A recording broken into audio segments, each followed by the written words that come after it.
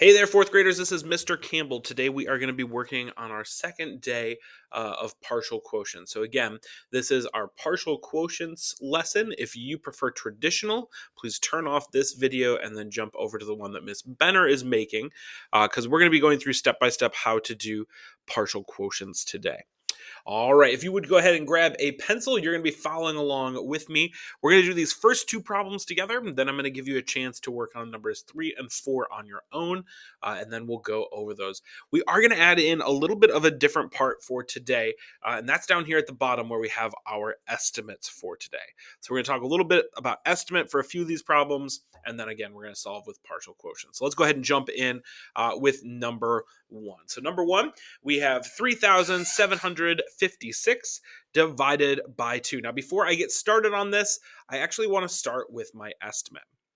All right, and when I start with my estimate, what I'm really asking is what I think the answer is going to be close to, right? And so we've talked about rounding before, we've talked about estimating, and they're similar but a little bit different. So let's go ahead. I'm going to slide up here at the top and write out our dividend. So that's going to be 3,756. All right. Now, what I really want to do is I want to look at the first two numbers. All right, the first two numbers, and I'm going to put the other ones as 0. Just like when we're doing rounding, that's usually how we can get there kind of quickly, right? So when I look at 37, I'm going to say, what could I times 2 by that would get me really close to something near 37? And so I can see, well, I could round this up to 40 because the 7 could tell the 3 to go up to a 4, and then that 7 would turn into a 0. And I know, 40 would be 2 of my 2s would give me that 4 right there. And then I would need 3 zeros. So my estimate is going to be just that. Because I said 2 times 2 would get me 4, my estimate's going to start with that 2. And then I needed 1, 2, 3 zeros after that. All right. So my final answer, I'm expecting my final answer to be close to 2000. Now, that does not mean that it's going to be exactly 2000 or 2001. It's just going to be close. So we'll check that out at the end. We'll come back to that. All right. Now let's go back up here and we're going to do our partial quotients for today. Now, if you remember from yesterday, we're going to start off by drawing our line so that way we can say 2 times numbers that we'll put over here will give us our answer. We'll go here that we'll subtract. So let's go ahead and jump in. I'm going to start with my 3. And I'm going to ask this question. I want you to be asking it to yourself as we go. All right. Make sure that your brain is engaged. Make sure that you're not just scribbling down what I write, but actually thinking about these questions. So 2 times what will get me something that is close to 3. Well, a 2 times a 1, right? Because 2 times 1 is 2. All right, but I need to make sure that my place value lines up. So I need to put zeros in my other place values. So I need 3 zeros there, which means I need 3 zeros here. So 2 times 1,000 equals 2,000. And then remember, everything under my dividend, we're going to subtract. All right, so 6 minus 0 is 6. 5 minus 0 is 5. 7 minus 0 is 7. 3 minus 2 is 1. All right, so far, so good. All right. Well, now that I've got that, I can go, okay, I can't times 2 by anything that'll get me to a 1, but I've got a 17 if I look at these two numbers together, right? Well, I know that 2 times 5 is 10, so that's kind of like a good chunk, right? And so then I see I've got 2 more place values that I'm going to need zeros, so I need to put 2 zeros over here. So 2 times 500 is 1,000. All right, and when I do that, I am left with 756. So now I say 2 times what will get me close to this 7? And my answer there is going to be 2 times 3, right? Because 2 times 3 is 6. Just like before, we need to put our zeros in our place values right there. And if I do it there, I've got to put them out here as well. So 2 times 300 is 600. Okay, all right, we're getting somewhere here, right? I'm left with 156. Well, just like last time, I saw that I had 2 times 5 was a 10. I could do a 10 here, right? So 2 times 5 is 10. There is one place value that's still left out there. I'm left with 56. We're really getting down to it now. 2 times what will get me close to a 5? Well, 2 times 2 will give me 4, right? 2 times 2 is 4.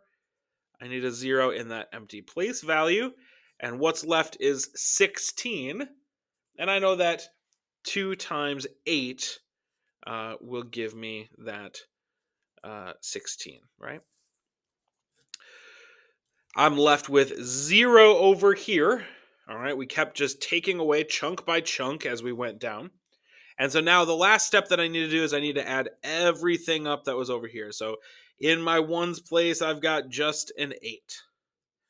In my tens place, I've got 5 plus 2 is 7. In my hundreds place, I've got 5 plus 3, and that's going to be 8. And then I have this 1 right here that I'm going to bring down in my thousands place, and that's 1,878. Remember, we're going to put that up on top. So 1,878, and I have a remainder of 0, so I don't need to include that up here on the top. Well, the last thing we want to do is look at our estimate. So our answer was 1,878. Is that close to 2,000? Yeah, it's only about 130 away. So it's pretty close together. All right. Now, estimating, again, I know it can be a little bit tricky. It's a little bit tricky to start off and try to figure out like which number should I be looking at, and that's okay. We just want to say, hey, are we getting something that's in the same ballpark? All right. Well, let's take a look at number 2. So number 2, I've got my number 4 is going to be my divisor. 6,486 is my dividend. So we're going to start off with our estimate just like last time. So if I've got 6,486, all right, I'm going to look at the first 2 place values and I'll put zeros underneath my other ones. Oops, there we go. All right. So now I'm going to say, well, 4 times 10 would get me 40. That would be pretty close to this. And then if I did 4 times 20, it would be 80. So it's kind of right in the middle of those two. So in between 4 times 10 and 4 times 20 is kind of what I'm looking at. So what would be a number in between there? Well, 4 times 15, right? And so if I say 15, then that's going to be my estimate. So 15 and then those 2 zeros that we used in our estimate. So my answer, I'm thinking, will be somewhere around 1,500 when I get done with this. And we'll check that out and see at the very end. All right, well, let's come back up here, and we want to go ahead and jump in to our partial quotients. Now, I've got my number 4 here, and if you remember last time, sometimes I like to just make a quick reference for myself of all of my multiples of 4. So what does that mean? Well, that means I'm going to go ahead and do this. So I'm going to make my own little box over here, and just like we would do for a multiplication table, all right, I'm going to say 4 times 1 is 4. 4 times 2 is 8. 4 times 3 is 12. And you can do this for any of the divisors that we have. And so it just helps us as we do our partial quotients. 4 times 4 is 16. 4 times 5 is 20. I'm going to keep going for today. 4 times 6 is 24. And all I'm doing is adding 4 every single time. 4 times 7 is 28. All right. 4 times 8 is 32. 4 times 9 is 36. And my last one, 4 times 10 is 40. Now, again, this just helps me out when I'm trying to find what I'm going to multiply and put over here because I've already got all of these listed out, right? So let's go ahead and start. So I've got 4 times what will get me close to a 6? Well, 4 times 1 will be a 4. And then I need 1, 2, 3 zeros so that my place values match up. So 4 times 1,000 is 4,000. And then I've got all of my numbers left over after I subtract. Okay. Now I'm going to say, well, 2 is too small, so let's put 24. Is there something I can multiply that'll get me close to 24? Well, hey, look at right there, 24. 4 times 6 is 24, and then I need 2 extra zeros. So 4 times 600 is 2,400. And when we subtract this, that was a huge chunk because I'm left with 86. Right? When I do mine, I don't like these extra zeros in front, which is why I erase them. All right, so I'm left with 86. Well, if I'm left with 86, I can say, well, what can I multiply that'll get me close to an 8? Well, 4 times 2 is 8. So I'll put my 2 over here. 4 times 2 is 8. And then my 0 goes in that place value so that they line up. And I'm left with a 6. All right. If I'm left with a 6, then I'm going to say 4 times what will get me close to a 6? Well, I can only do 4 times 1 because 4 times 1 is 4. And I have a 2. Now remember, this is going to be our remainder because it's smaller than our divisor over here. All right, so this is my remainder. And now I need to add everything else up. So in my ones place, I'm going to have a 1. In my tens place, I'm going to have a 2. In my hundreds place, I'm going to have a 6. And in my thousands place, I'll have a 1. All right, we're going to take that number and put it up on top. So 1,621. And I can't forget my remainder. So I put this little r, 2. The last step of what we want to do is check out our estimate. So our final answer was 1,621 with a remainder of 2. Our estimate was 1,500. That is pretty close, right? And so this is how we can use our estimate. And then we double check and we say, I didn't miss any place values. This isn't a crazy estimate based on what our final answer is. I think that we've done pretty well on that one. All right, let's go ahead and go to the next page, and we're going to go on to numbers 3 and number 4. All right, and number 3 and number 4. Number 3 does not have an estimate. We just said, hey, we're just going to practice one more estimate on here. All right, and so what I'm going to ask you to do is pause the video, and I want you to work through number 3. Don't go on to number 4 yet. Just do number 3. And when you're done, you're going to press play, and we will walk through partial products or partial quotients together. But I want you to pause it and do that right now. All right, fourth grade, I hope you paused the video. If you didn't, do it right now. This is the part where it's really important that you practice this on your own so that way you're not just copying down what I'm writing. You actually need to know how to do this. So you've got to practice on your own and then check your own work. All right, for number 3, I'm going to go ahead. I'm going to make my sevens multiplication chart. I've got the space over here, right? So I'm going to be doing all of these for 7. And so I'm going to break it apart. I'm going to say 1 times 7 is 7. 2 times 7 is 14. 3 times 7 is 21. 4 times 7 is 28. 5 times 7 is 35. 6 times 7 is 42. 7 times 7 is 49. 8 times 7 is 56.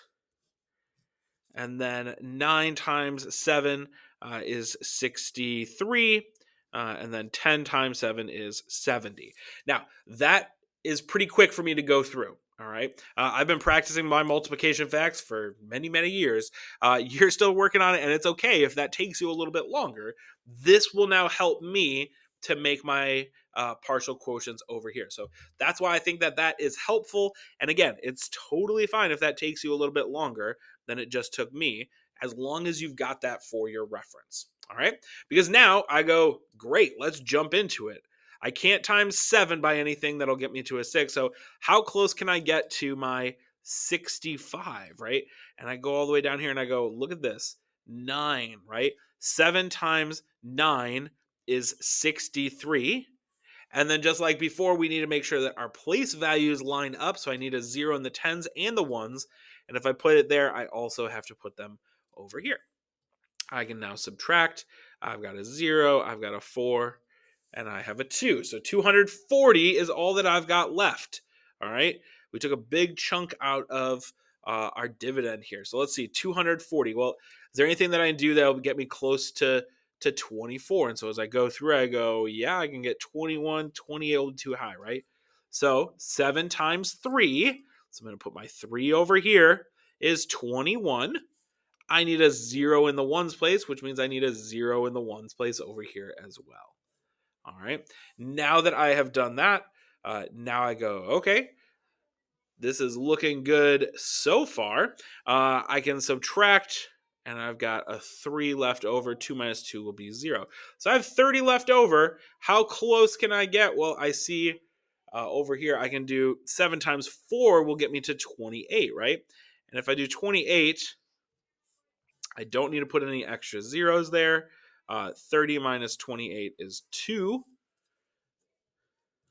All right. And this is now smaller than my divisor. So I'm going to go ahead and circle that so I don't forget about it at the very end here. And we're going to add this up. So 0 plus 4 is 4. 0 plus 3 is 3. And 9 plus nothing is 9. So my final answer, I'm going to rewrite it up here, is 934. And I can't forget my remainder of 3. All right. That is how we're going to solve number 3. Now, number 4 is going to be on your own. So for number 4, you're going to go ahead and try this on your own. Please make sure that you do your very best. After you're done, you'll press play. We'll go over it together and you can check your work. But go ahead and pause right now and do number 4 on your own. All right, hopefully you paused on your own and you went over number 4. We're going to go ahead and jump right in. All right, so I'm going to say 6 times what will get me close to this 8? Well, 6 times 1, because 6 times 1 is 6. There are 3 place values that I need to fill in there, right? So that's going to be 6,000. So 6 times 1,000 is 6,000. What is left over? 2,371. Now, when I say check your work, as we go through these, you might have different numbers over here, but you're asking yourself, are these the same steps that you did? And then when we get down to the bottom, did you get the same answer as me, or was yours maybe a little bit different? All right. So I'm going to say 6 times what will get me close to 23, because I got a 23 here, right? Well, 6 times 3 is 18. That seems pretty good. Put my zeros, and I'll put my zeros there. All right. 1 minus 0 is 1. 7 minus 0 is 7. Can I do 3 minus 8? Well, the answer is no, so I need to regroup. 13 minus 8 is 5, right? 1 minus 1 is 0. Now, I didn't write out my 6s over here, and so I'm not super great with my 6s. I don't know, maybe you're better than me. But what I do see is I see 57. Well, I know 6 times 6 is 36. So I'm going to use a reference point, so I don't have to know all of my facts, but I can do 36, and then I'll see what's left over. So, oh, hey, that took a good chunk out of what is left. I've got 211. Well, I already said 6 times 3 was 18. That's under this 21. So my 1 place value, I'm going to put my 0 over there. All right. When we regroup, 11 minus 8 is 3. All right. So now I'm going to say 6 times what will get me close to 30? Well, hey, 6 times 5 is 31, or is 30. We needed 31, so that just leaves 1 extra. 6 times 5 is 30. All right. So now that I've got all of this, this 1 is smaller than my divisor over here. I just need to add everything up. So in my ones place, I've got 0, 0, 0, 0, 5.